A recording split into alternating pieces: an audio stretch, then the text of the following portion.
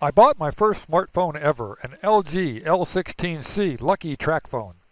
Since I'm kind of excited about it, and since I think it's such a smokin' deal, I made a quick video to tell you all about it. But first I have to talk about the Tracfone service. If you want to get to the specs, skip ahead 2 minutes. Now, before you even consider this phone, this is a Tracfone. It's branded a Tracfone inside and out, but the Tracfone service might not be for you. It's not for people who want unlimited data. In my case, I'm a pilot, and I wanted a smartphone primarily so that I could get on the internet from the cockpit before takeoff for one final check of radar and lightning before a flight. Or so that I could check weather from remote airports that don't have Wi-Fi. From flying around the country, I know that Verizon covers the US well, so I wanted a Verizon-based phone. But I wasn't willing to pay $45 a month for data, but I was willing to pay $10 a month. So when I saw this Verizon-based Tracfone on sale for $40 with triple minutes and data, that got my attention. Even better, it came with a 4GB micro SD card. Then I found it on sale at Best Buy for $30, and that sealed the deal. See, for me and my Spartan usage, the biggest expense of owning a cell phone is the monthly fee. With Tracfone, you only have to pay $20 every 90 days. That's less than $10 a month and only $90 a year for data. If you find a coupon code, you can do even better. Now, you don't get very much data from Tracfone, but I only use about 10 megabytes a month. You get the biggest bang for your buck with a $30 prepaid card, so buy that first. Then, since unused data rolls over, just keep the phone topped off with $20 cards and you'll be doing well. If this is how you use your phone, then this Tracfone might be for you. One other thing about this phone that could be a deal breaker is that it doesn't have the best screen. That's critical since the screen is the main thing you use on a cell phone. At 3.8 inches diagonal, this is one of the larger screens for a small cell phone. At 320 by 480, it has a 1.5 aspect ratio, which I prefer on tablets and phones. Yes, it's easier to surf the web on a bigger screen phone, but big screen phones don't fit easily in your shirt pocket. Pixel density is 151 ppi, which is fine for a small screen and fine for my old eyes. But what's noticeably bad is the viewing angles of the screen. It's a cheap TFT screen, not IPS. It's not too bad in portrait mode when you're looking at it head-on as a cell phone, but in the cockpit, my airplane partner can't see the screen unless I aim the phone directly at her. It doesn't look bad in this video, but it's worse in real life. It's even worse when you browse the web in landscape mode, because your eyes see slightly different images from the screen. I can't show you the effect in this review since I'm not recording in stereoscopic vision, but the effect is bad enough that it could give you a headache when browsing the web. The screen isn't sunlight readable per se, but we can see it okay in the cockpit. There's no automatic screen brightness adjuster, so it's a bit of a pain to guess where the soft brightness control is if you go outside with the brightness set for inside. The last thing you need to consider before purchase is that this is a Verizon CDMA 3G phone. There's an identical GSM version for AT&T if you prefer that service. Okay, to the specs. What separates this phone from the plethora of other Tracfone offerings is that this one is KitKat 4.4.2, which is the second to the last version of Android before 5. Some of the latest apps require KitKat, so that's nice. The other nice thing about KitKat is that it was optimized for low memory phones. And this is a low memory phone with only 512 megabytes of RAM, of which only 415 is available. KitKat offers ZRAM and it's active on this phone, so the phone seems fairly zippy.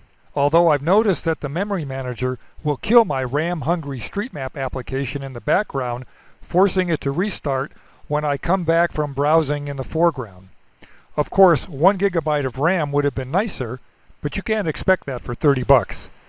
The phone is mostly stock Android, but it does have this custom TouchWiz-like menu. The phone has 4 gigabytes of internal memory, of which about 1 gigabyte is available stock. I have more because I uninstalled a bunch of stuff.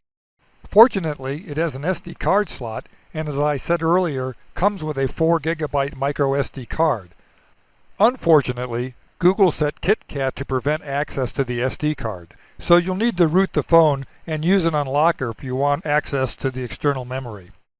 Speaking of root, the phone is rootable, I'm not going to delve into that here, although if there's enough demand, I might make a video about it.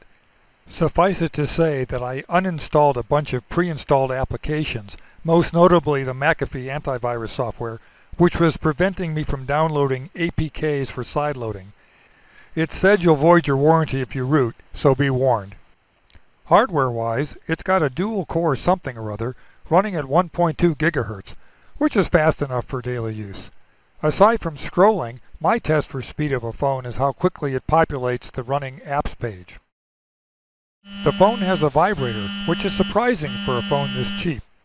It's nice because it provides haptic feedback, which lets you know when a touch has been registered. It also has a proximity sensor, which turns off the screen to save power when you're making phone calls, which is another nice surprise for a phone this cheap. It's got a rear-facing camera for emergency use. Nothing fancy, no autofocus, no flash. I wouldn't call the back grippy, but it has some texture to it for holding. It has GPS and Bluetooth, which work fine. I use a free app to send GPS data from the phone to my non-GPS tablet to power moving maps in flight. The battery is removable. I don't expect I'll have this phone long enough to have to replace the battery, but it can be done. You also have to remove the back of the phone to swap the micro SD card, which is a bit of a pain, but how often do you swap cards on your phone anyway? Even though I've rooted the phone, and even though I'm paying for data by the megabyte, I can't get the phone to play as a Wi-Fi hotspot. KitKat is supposed to offer tethering, but it's not enabled in this phone, and I think tethering is being blocked by Tracfone too. But I have been able to tether by using a free Bluetooth app. There are a few reports on the web of these phones getting stuck in boot loops and getting really laggy over time. And ominously, Tracfone stopped selling them on their website shortly after introduction. I haven't had any problems in the short time I've had mine, but then I don't clog up my phone playing games. Booting into recovery doesn't provide for clearing the cache partition except for a factory reset. I don't know why some people are stuck in boot loops, but as for lag, trim is enabled, which is supposed to kick in when your phone is charging overnight. But if the phone breaks, there is a 1-year warranty if I need it, and so far I've been happy with Tracfone's customer support. As of this date, Walmart and Fry's Electronics sell the Lucky for $60, Best Buy for $30, and Fry's price matches. Bottom line, the LG Lucky is an entry-level phone. It's a cheap way to enter the world of smartphones. It would make a good phone to teach a teenager how to budget their money. Consider it a throwaway phone. For the price I paid, I won't cry when it gets dropped. It's an okay phone unrooted, with Google stuff eating up memory and constantly phoning home, and a much better phone when rooted, firewalled and debloated. And if you need a better phone someday, Tracfone allows you to transfer your unused minutes to a new phone.